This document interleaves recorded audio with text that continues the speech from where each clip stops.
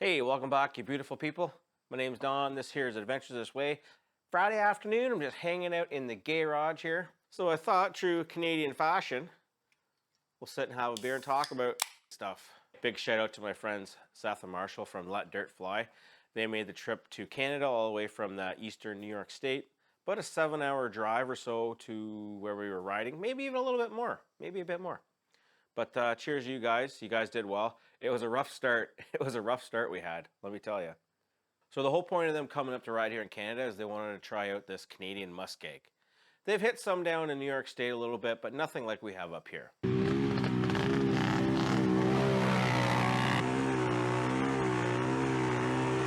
Unfortunately, we had a whole bunch of rain like the 2 weeks before they came up. And the one field I knew was really, really good and in good shape, it was pretty wet and soggy. So that kind of sucked. But we persevered, we found another place, and it was good.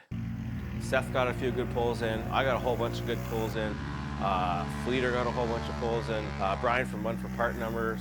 And unfortunately, Marshall had some clutch problems, so his machine was it was drivable, but you have to check out their video. I think I was just talking to Marshall today, and he's working on his video, said it's almost done. So make sure you go and check that video out. I'll put a link up in the thing and the link down below and all that stuff. The thing is, when you're riding like Muskeg, it's really up to the conditions. Same thing when you're riding with mud. If it's really, really dry, a hot summer, you don't get a lot of rain.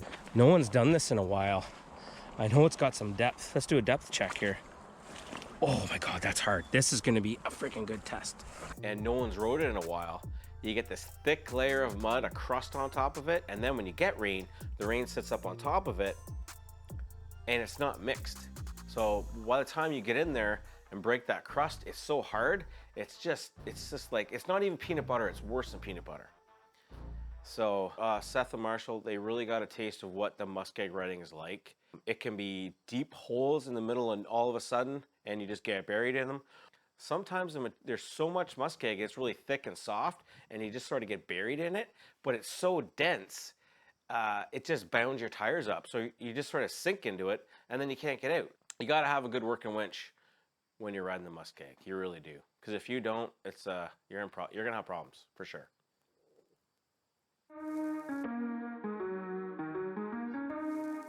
I've owned my Renegade for about 2.5 years. It's a 2021 Renegade with the Visco 4-lock. It's the first year with the 4-lock. Came in the Neo Yellow. Turns out, I really didn't love that color. I still have some of it on the machine. I got a wrap on there. And I don't mind a little bit of it, but too much for me. But what is not too much, it's definitely not too much power. It's got plenty. So what have I done to this thing? You know, right out of the box when I first got it, it was extremely impressive compared to my Polaris 850 I had. Like, it's got a lot of jam. It's got a lot of jam. Stock tires, stock setup. Man, the thing's a blast. It's a riot. More than enough for anyone. But you can get a little bit more, well, actually you can get a lot more out of it.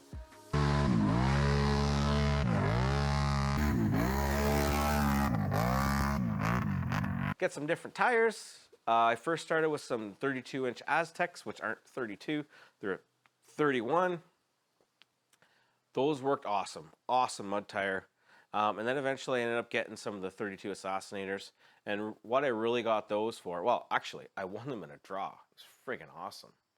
Cost me like $180 Canadian. I bought 3 tickets in a draw and I won. Sweet, eh? So I ran the Aztecs for a good year and a bit. Wicked mud tire, wicked mud tire. They're not quite as tall as a 32 Assassinator. And I gotta tell you, I like the height of these, but I'll tell you, hands down, I believe for just mud, the Aztec is a far superior tire. The only problem is 32s, they're not really 32, they're not tall enough. You wanna get tall enough, you gotta get 33s, and they come on an 18-inch wheel. And right now in today's climate, a lot of dollars, big a mooey dollars. It has 3,561 kilometers on it and 248 hours. So the thing's been used. It's not been abused, but it's been well used. So here's my thoughts on it. It has a lot of power, but if you're buying one, first thing you want to do, if you want to take it extreme off trail, you need to upgrade your tires to a bigger size. While you're doing, you need to do some clutching changes, and probably the most important thing, if you want to get more jam out of it, is get an ECU tune. It unlocks so much power in these things. These are crazy.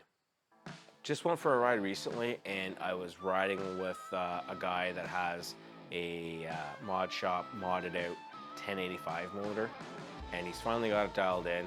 And I mean, on 34 Assassinators, that thing absolutely rips.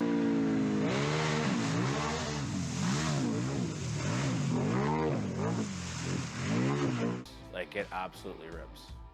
But what he says, Mike says, like, you can't just hold it wide open unless you're in something really thick, because you got to hold on. It's almost scary. But I haven't found myself where I needed or wanted more power.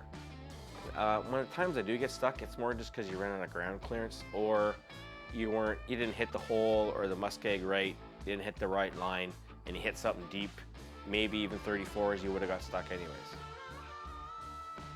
But let me tell you, with an aftermarket clutching, especially an STM roller secondary, when you get into thick stuff, you just hold that throttle, you just hold it, and it back shifts so nicely, and you just let the power of the machine just power through. And that's the nice thing with the Assassinators and the big paddles. It'll just chew through stuff, and just hold on. Once you get some speed back up, and just hold on. So what are some other things I've done on this machine? I added a 2-inch riser for the steering. I also have a steering stem brace that goes on the inside. STM primary 3RS clutch. I've got that thing dialed in, just mint. STM secondary. I have a tune from RVS Performance. Works awesome. What else? Got a wrap from Cootvic America. My buddy Scott, he lives near Prescott, Ontario. He is a wrap installer. His attention to detail is second to none. The way he maintains his equipment, he's not really into ATVs anymore. He's got a side-by-side. He's a big sled guy, big Polaris guy. No offense, Scott. But he does maintenance and everything, and he does wraps, and I saw his stuff, and he helped design the wrap for me, and super happy with it. Super happy with it. So you got the wrap. Oh, here's a problem I've had. You know, the halo lights look really cool, but I've been through like 3 or 4 different sets. I got sets from one company that was lifetime warranty. They failed after a few months. Sure, they replaced them under warranty, but it took like 3 or 4 months to get them replaced. So I bought another set, just a single color. The first ones I had were like the chasing halos. You can change the colors and you can do all kinds of stuff. And I never did any of that anyways.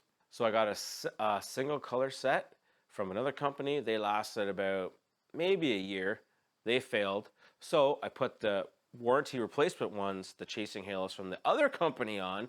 They lasted about frickin' 3 months and started screwing up. Now they're totally dead, don't even turn on. So, I mean, they look really cool. I was thinking about maybe getting some RJWC Neutrino ones with the halos, because the headlights actually are super bright at night. Now, I don't get out at night a whole lot, but I mean, they're so expensive. It's a lot of money just for some lights that I don't really need. You know, I don't know. What do you do? I know, I really like this Renegade. Like, the whole goal of me having this machine is, you know, it's the most expensive AT to buy at the time. I'm not sure if there's anything else more expensive right now still. And then the thing is, you got to buy a bunch of stuff. You got to buy a rack, and you got to buy other things, and still got to upgrade stuff.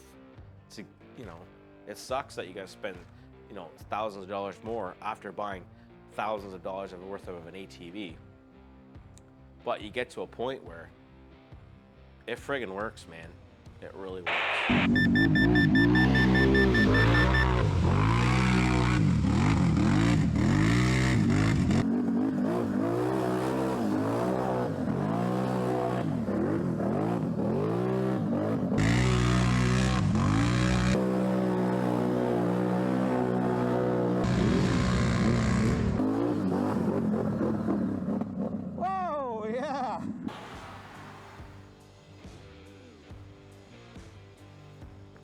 What do you guys think I should do? Should I keep this Renegade forever, the rest of my life? I mean, it's just a machine. Like, I really, really like it. Like, I like it a lot. But, I don't know. Maybe I want to get a side-by-side at some point. I don't know. I'm in no rush. Eventually I'll get there. I'll get to a side-by-side. Something a little more sport utility, you know? Could do a little bit of everything with it, but it'd still be awesome to have a Renegade to rip around on. It really, really would. Yes, it would. But setbacks for me is I don't have a trailer that's super large. I got a 6x12 aluminum trailer. I got a Ford Edge. I'd like to get back into a truck, but friggin' used trucks are so expensive. New trucks are so expensive. I want to get some, I'd like to get some rural property. That's expensive, so everything costs a lot. Like, what are you gonna do?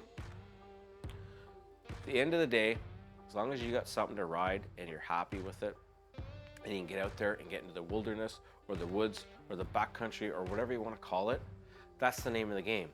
Don't get caught up in, having to have the biggest and the baddest and the best. Now, there are some people, that's how they roll. And if they've got the bankroll to afford it, hey man, all for you. But for me, I'm not in that category. I want to spend money wisely, spend it once, and get the enjoyment out of my equipment when I have the time to do it. Because time is precious, time is money. Who knows how long we're going to be here on this planet? Who knows what's going to happen tomorrow? Hopefully tomorrow I can go for a quick ride. That's really what I want to do tomorrow. So I better get back to some other stuff. Got some maintenance to do on this thing. Renegade, Can Am 1000, they're high performance, but they're high maintenance. You know what I mean? Thanks for tuning in, and we'll see you in the next one, eh? Cheers.